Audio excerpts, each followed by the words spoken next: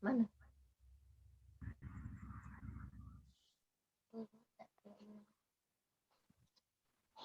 Ada suaranya, udah ada suaranya. Oke.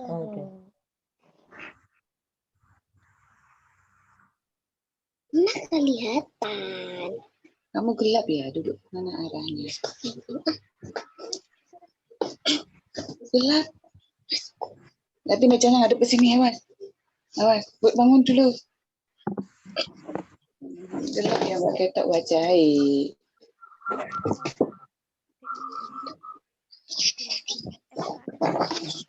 Ini loh, Nak. Yang pakai kasur sini.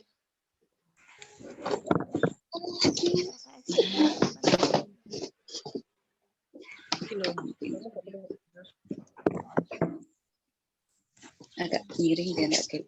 Agak miring biar enggak kayak. Tuh. Ini lemarinya loh. Aduh. Nah, ini siapa itu? Namanya ada siapa? Selamat pagi teman-teman. Nah.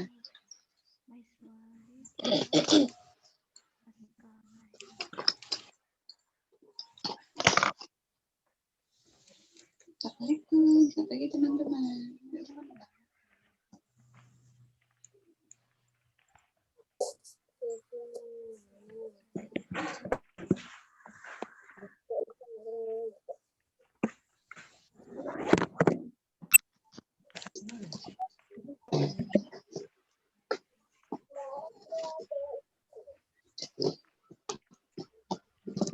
Terang.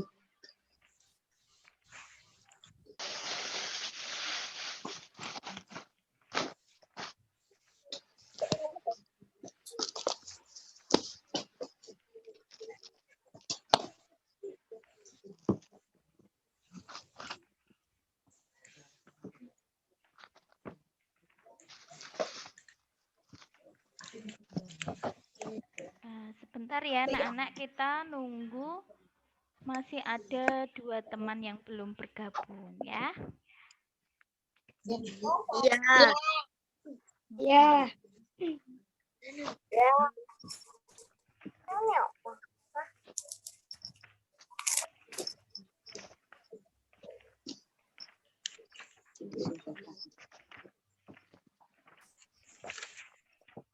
Lumayan kan orang pembeli semua harga beda. Naik angkanya.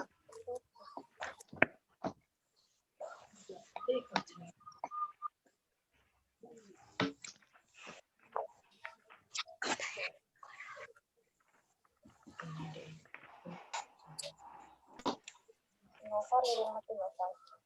Novel kayak apa? Biasanya aku kok jarang gak tahu sebenarnya novel biasanya kan malam kan mbok kan isu kan sibuk.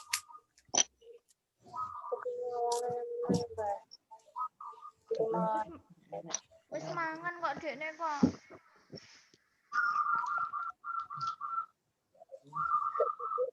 Untuk si aku dulu mulai bersumpah.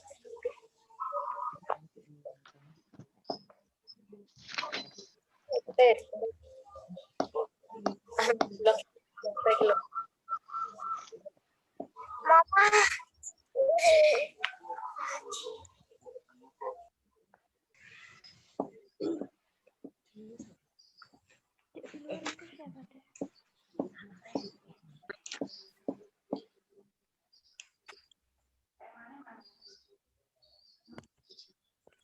Dek, iku buat apa dek di luar dek?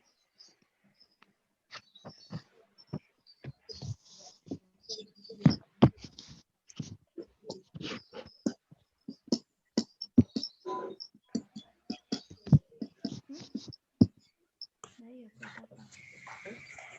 Bismillahirrahmanirrahim. Sudah ya anak-anak, kita mulai.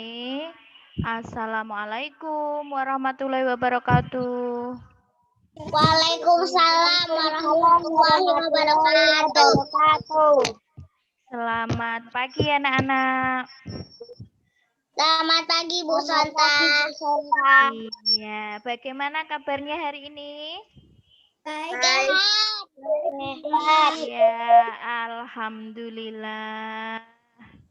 Nah, anak-anak, Sekarang Zoom meeting kita akan membahas tema 7 dulu sama LKS. Kok tema 7 ya? Tema 7 udah kemarin. Tema 8 sama LKS-nya. Nanti kalau waktunya masih ada, kita bahas tema 5 dan 6. Jadi terakhir nanti rencananya jika Bu Sonta tidak ada kepentingan yang mendesak dan bisa Zoom meeting, nanti Zoom meeting lagi di hari Senin. Nah, itu hari Senin adalah Zoom meeting terakhir kita. Karena Selasa itu tanggal merah, Rabu sudah PAT ya. Nah, anak-anak coba disiapkan dulu buku tematik, buku paket tema 8 dan LKS tema 8. Nah, sebelum kita belajar, kita berdoa terlebih dahulu ya. Berdoa mulai.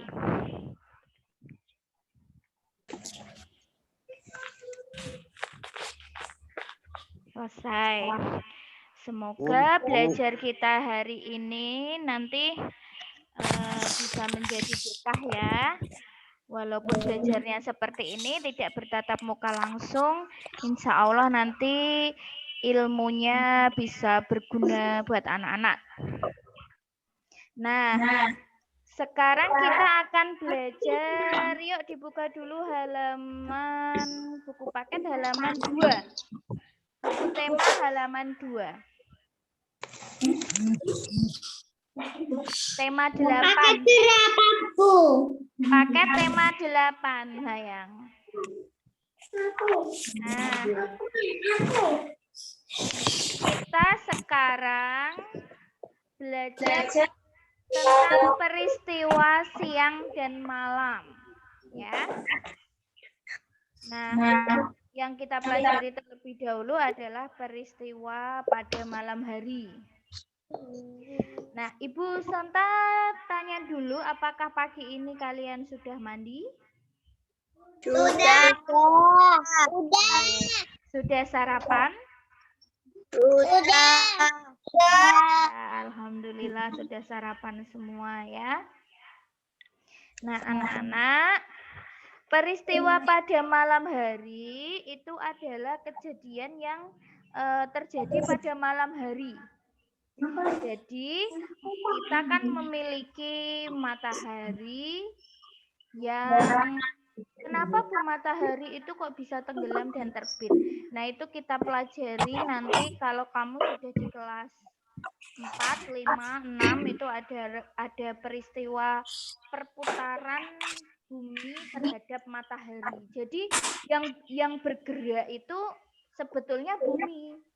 Yang kita pijak, yang kita buat kegiatan setiap hari di bumi ini yang berputar. Mataharinya itu sebetulnya diam saja. Buminya yang berputar, memutari matahari. Nah, berputarnya dia seperti bola kalau diputar di tangan gini loh. Nah, berputarnya gitu. Maka belahan bumi terjadi siang dan malam secara bergantian. Terkena sinar matahari ya. Nah, yang baru terjadi kemarin peristiwa malam itu terjadi gerhana bulan. Kalian dengar kemarin pada malam hari terjadi gerhana bulan. Gerhana bulan itu bagaimana, Bu? Gerhana bulan itu jika bulan itu ditutupi oleh bumi. Bulannya itu ditutupi sama bumi. Jadi dia terasa gelap. Ya, tidak terkena sinar matahari. Bulan itu tidak bisa memancarkan sinar matahari, anak-anak. Bulan itu tidak bisa memancarkan sinar matahari. Nah, matahari saja yang bisa memancarkan sinar. Jadi bulan kok pada malam hari purnama bisa bersinar seperti itu, bagaimana Bu? Itu pantulan dari sinar matahari. Sebetulnya bulan nggak punya sinar. Nah, pada saat gerhana bulan kemarin, bumi itu terletak berada di tengah-tengah antara matahari dan bulan. Jadi bulannya enggak terkena sinar matahari, dia gelap. Ya, gerhana bulan total kemarin.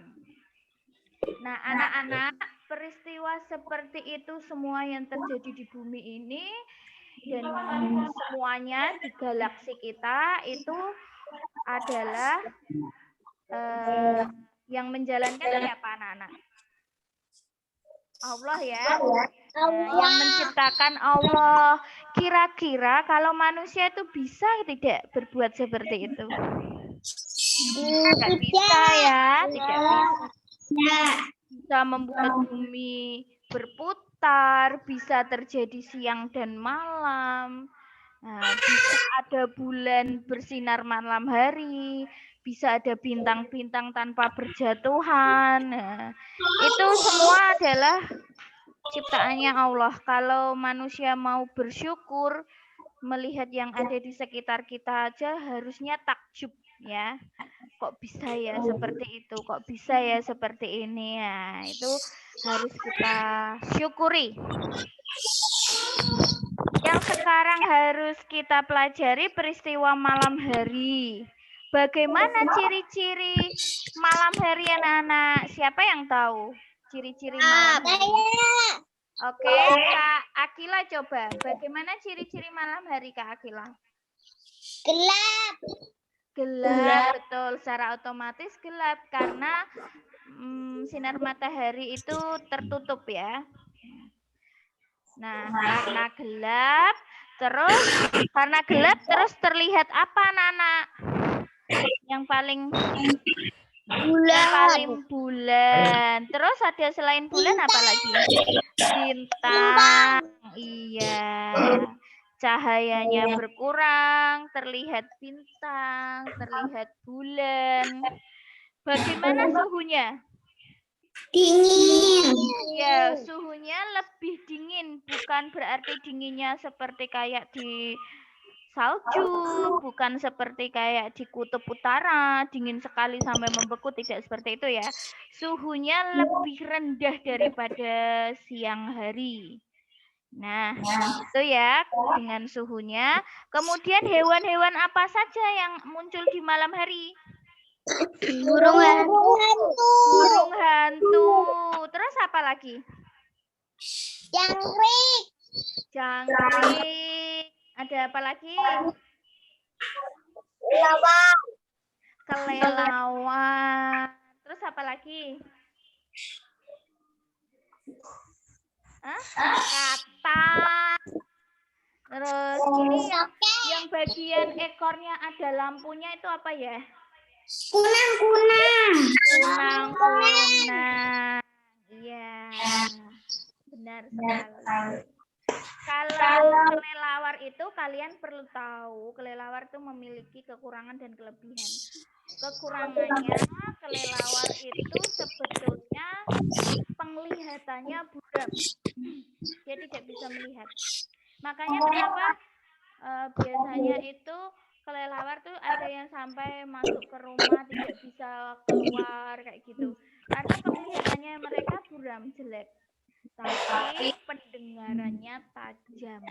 Ya, itu kelebihannya. Dia bisa mendengar gelombang yang tinggi atau yang paling tinggi ya. Kalau manusia itu di bawah kelelawar. Manusia kalau dengar gelombang suara tinggi seperti suara musik kalau keras sekali pasti menutup telinga. Iya toh? Nah, tapi beda dengan kelelawar. Kelelawar bisa mendengarkan suara sangat tinggi, ya, gelombang tinggi. Itulah kelebihannya. Kalau burung hantu memang keluarnya di malam hari, ya. Matanya besar. Siapa yang pernah lihat burung hantu? Iya, burung hantu ya. Oke, sekarang kita buka lagi halaman 8. Yuk kita buka buku paketnya halaman 8. Jika kemarin di tema 7 kita belajar tentang sila keempat, sekarang kita akan mempelajari sila kelima.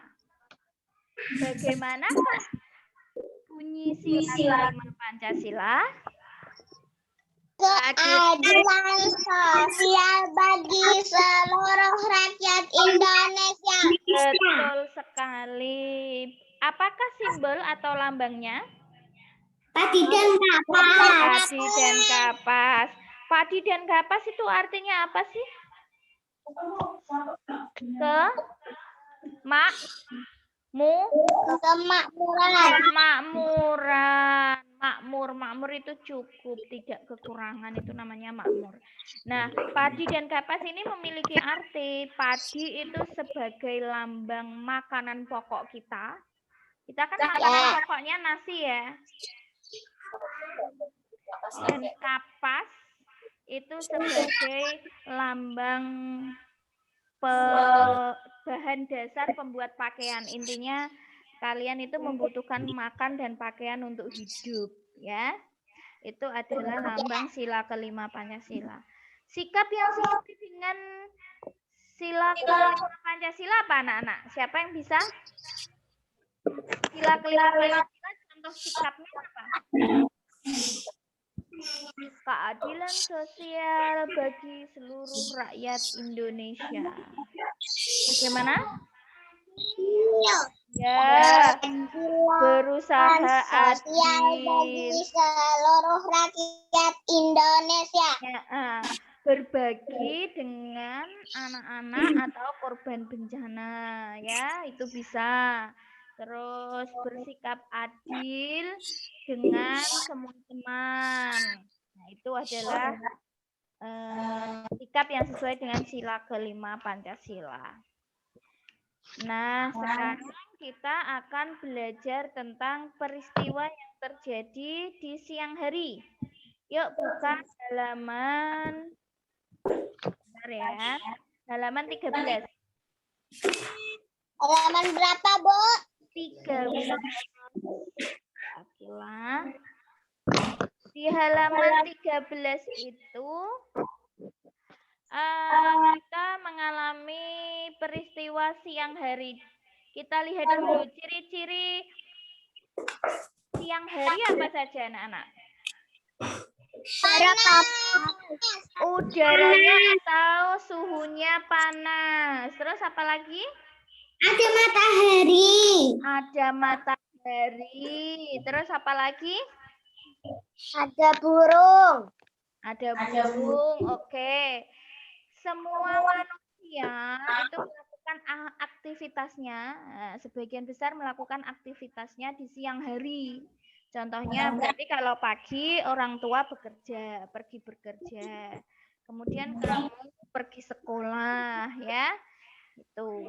Terus hewan-hewan juga yang hidup di siang hari melakukan aktivitasnya, seperti katanya Maiswari tadi, burung beterbangan, ya. Bunga-bunga juga bermekaran di siang hari. Ya, itu aktivitas atau ciri-ciri yang terjadi pada siang hari. Nah, sekarang kita lanjut halaman 21.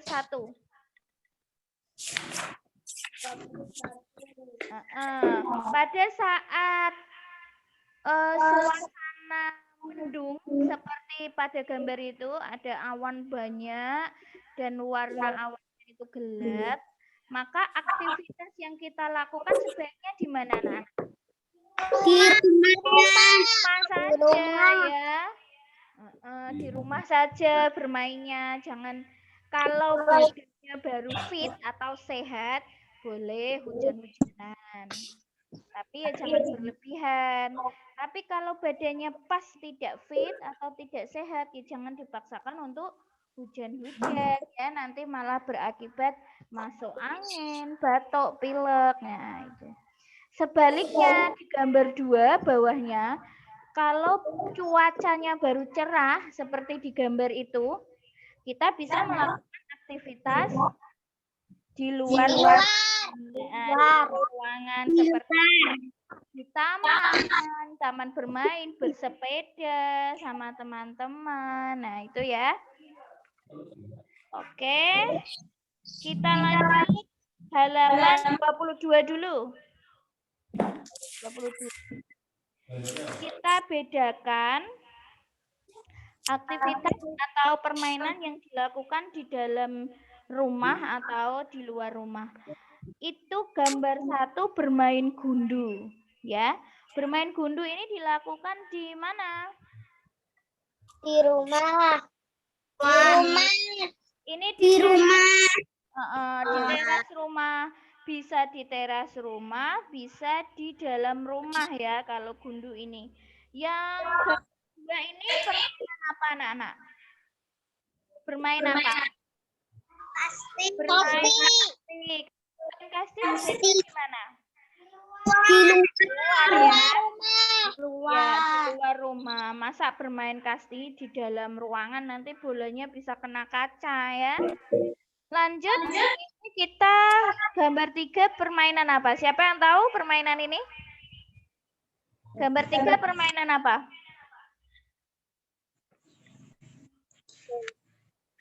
Nggak ada yang tahu. Nggak ada. Egrang kan? Ini bermain egrang tuh.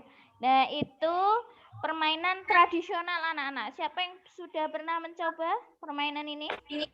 Saya. Iya. Biasanya permainan ini itu buat lomba 17 Agustusan ya. Ada juga yang bermain ini tapi sudah mulai punah. Nah, ini termasuk salah satu permainan tradisional yang seharusnya dilestarikan ya anak-anak. Ini dilakukan di dalam ruangan apa di luar ruangan? Di luar ruangan. Di luar ruangan. Ini tidak bisa di dalam ruangan ya. Kalau rumahnya kecil bagaimana? Nabrak-nabrak sampai mana-mana. Nah, selanjutnya, gambar selanjutnya ini bermain boneka. Bermain boneka jelas dilakukan di dalam rumah. Selanjutnya itu bermain apa itu? Ular tangga. Ular tangga? Betulkah ular tangga?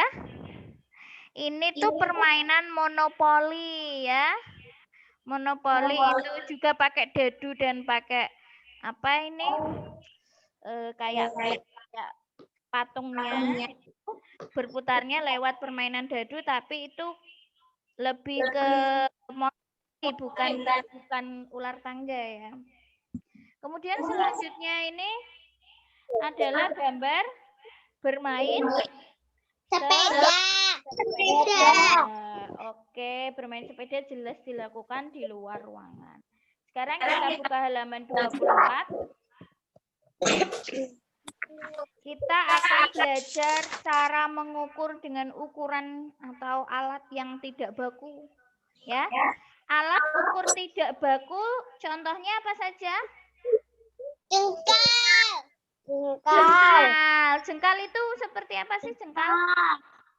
Ini ya, telapak tangan dari ujung ibu jari sampai ujung kelingking ya. Nah ini. Nah, telapak tangan setiap orang berbeda-beda.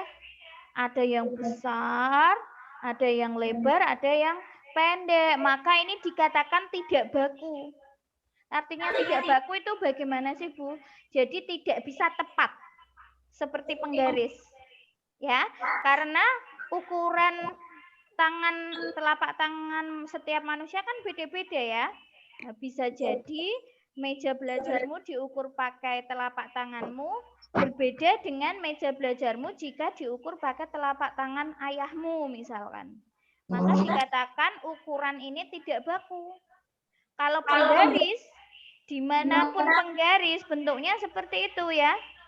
Ukurannya seperti itu. Nah, namanya itu adalah ukuran baku. Baku itu resmi yang dipakai oleh semua orang. Valid, terpercaya. Nah, itu namanya ukuran baku. Karena kalian belum mengenal cara mengukur menggunakan penggaris, maka diajari cara mengukur dengan ukuran tidak baku. Ada pakai jengkal, ada yang kalau direntangkan kedua tangan seperti ini namanya apa? Ya, depa. Ada lagi selain jengkal dan depa apa lagi? Yang lainnya? Langkah kaki. Langkah kaki. dipakai ini satu siku ini dari telapak tangan sampai siku bisa. Nah, ini. Ya, pakai itu bisa. Kemudian pakai barang juga bisa. Kalau pakai barang contohnya pakai apa? Korek api. Batang korek api, apalagi? Pensil. Pakai pensilmu bisa. Apalagi? Lidi. Pakai lidi bisa. Nah, itu adalah mengukur dengan satuan panjang tidak baku. Betul.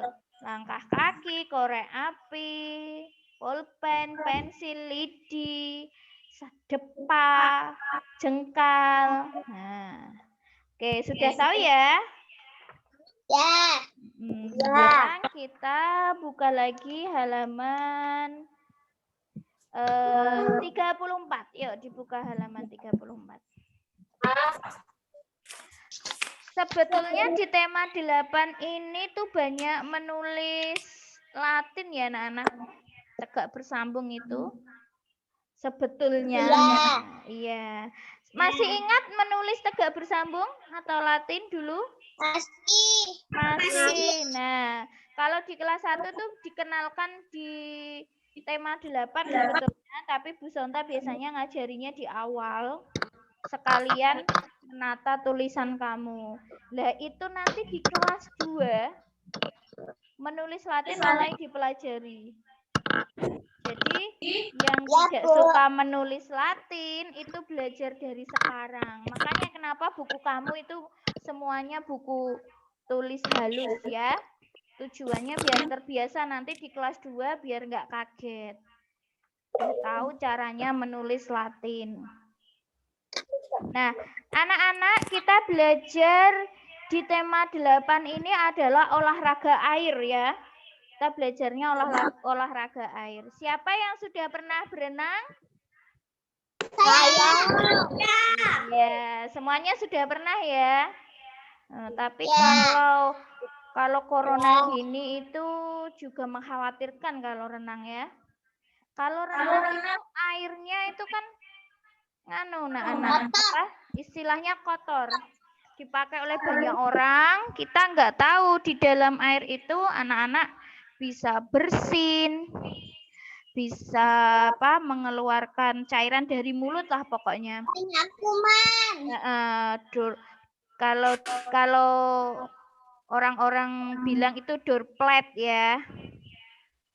Atau cairan yang keluar dari mulut dan hidung itu berbahaya. Bisa menulari orang lainnya. Makanya kalau renang itu hati-hatilah ya. Apalagi biasanya air kolam renang itu kan tidak setiap hari diganti airnya. Airnya hanya dikasih kaporit. Kaporit itu penjernih air. Biar yang semula warnanya keruh, biar lebih bening. Airnya setiap hari tidak diganti. Mungkin 1 minggu sekali atau 1 bulan gitu ya. Jadi kotor, banyak kotorannya. Sebetulnya tuh malah bahaya kalau di kolam renang itu. Kalau seperti ini kondisinya. Nah, anak-anak, di gambar itu, ini baru tahap dasar belajar berenang sebetulnya ini ya. Disuruh berdiri di dalam kolam. Nah, kolam yang dipakai untuk anak usia-usia kamu itu kolam yang dangkal. Dangkal ki cethek lho cah basa Jawane. Nah, itu kira-kira sepinggang ya. Itu belum berbahaya. Kalau di kolam renang berarti harus pakai apa anak-anak?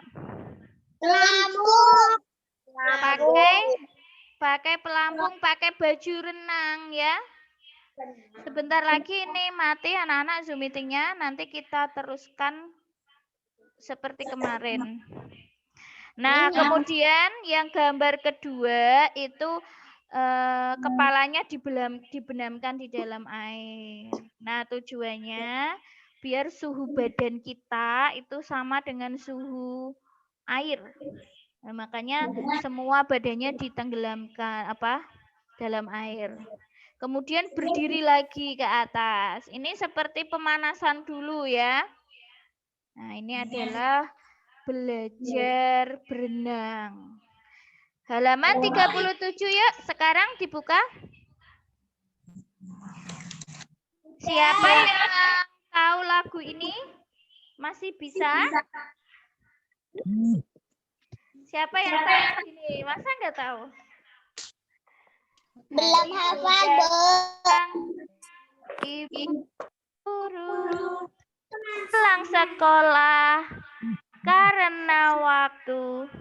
Selamat siang, selamat siang. Kini kami kan pulang.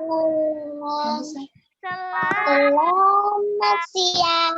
Selamat siang. Siang. Esok kami kan datang. Ulangi ya. Bisa ya? 1, 2, 3. Hari sudah siang. Ibu guru pulang sekolah karena waktu. Selamat siang. Selamat siang. Ini kami kan pulang. Selamat siang. Selamat siang. Esok kami kan datang. Iya, ini menceritakan peristiwa di siang hari, yaitu kegiatan seorang siswa pergi dan pulang sekolah. Kalau sekolah itu yang paling disukai anak-anak biasanya adalah bermain sama teman-temannya, kemudian jajan ya. Yang paling disukai kalau disuruh nulis banyak-banyak, biasanya gitu. Nah, kalau Bu Sonta awal-awal di kelas 1 pasti dapat pertanyaannya seperti ini. Bu, pulangnya jam berapa? Gitu. Kalau di TK pulangnya jam 9, jam 10 sudah sampai rumah. Di kelas 1 kaget pulangnya jam 11 lebih 15. Nanti biasanya dia tanya, pulangnya jam berapa, Bu? Pulangnya jam berapa, Bu? Gitu terus tanyanya, ya. Oke, kita lanjut lagi halaman. Sebentar, Ibu buka.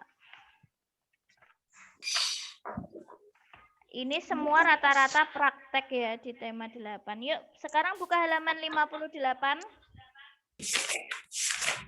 58.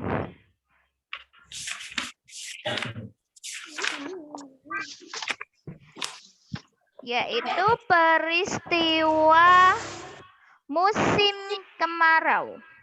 Nah, kita ini sedang memasuki musim kemarau ya, anak-anak. Ya. Udaranya lebih panas. Apalagi kemarin panas sekali itu. Nah, kalau hari ini kayaknya pagi tadi mendung. Peristiwa di musim kemarau ini biasanya terjadi apa, anak-anak?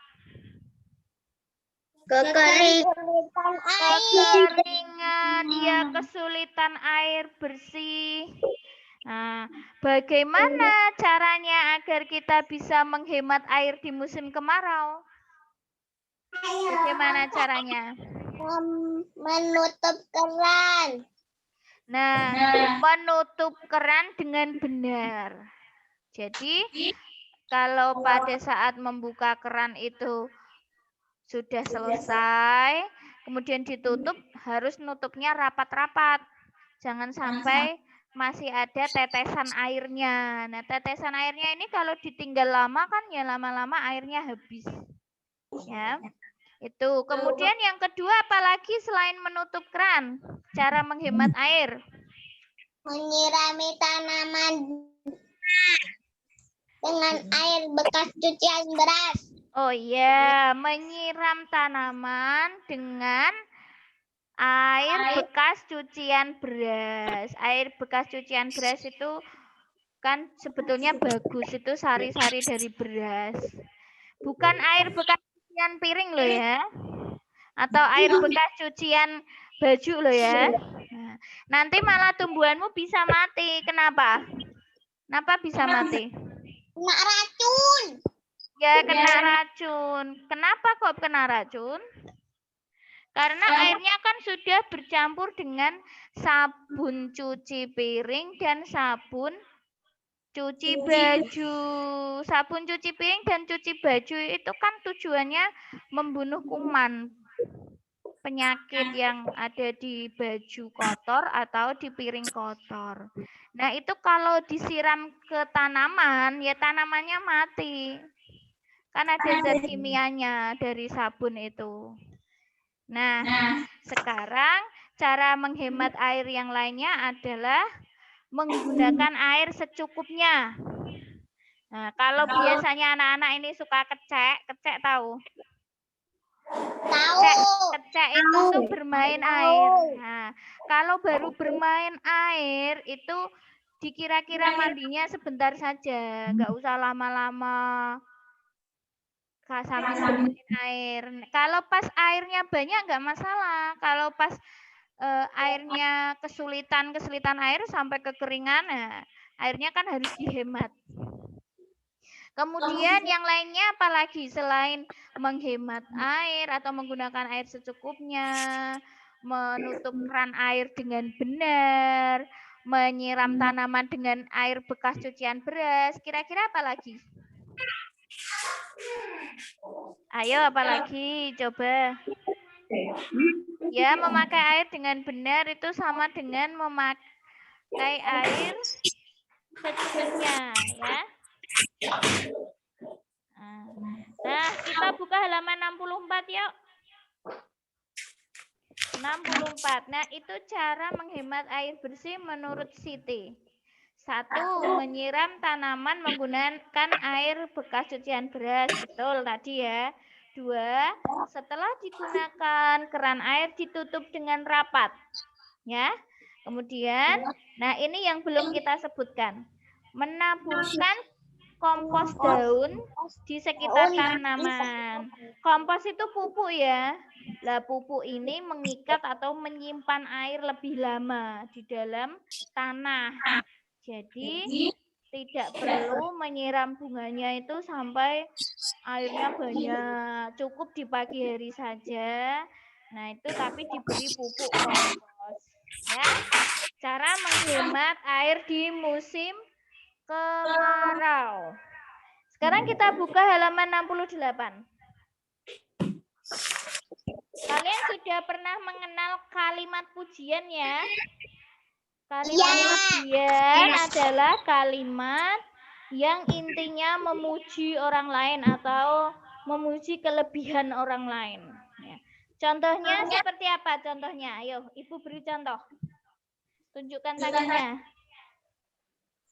Membuat kalimat pujian, yuk tunjukkan tangannya. Siapa yang bisa? Saya bisa. Ya. Ya, coba Kak Angga coba. Bagus sekali gambarmu Arya. Iya. Bagus sekali gambarmu. Terus tanggapannya bagaimana kalau seperti itu? Kalau dipuji seperti itu, tanggapanmu bagaimana? Terima kasih. Ini karena aku rajin menggambar, misalkan seperti itu, ya. Selanjutnya kita buka halaman 76.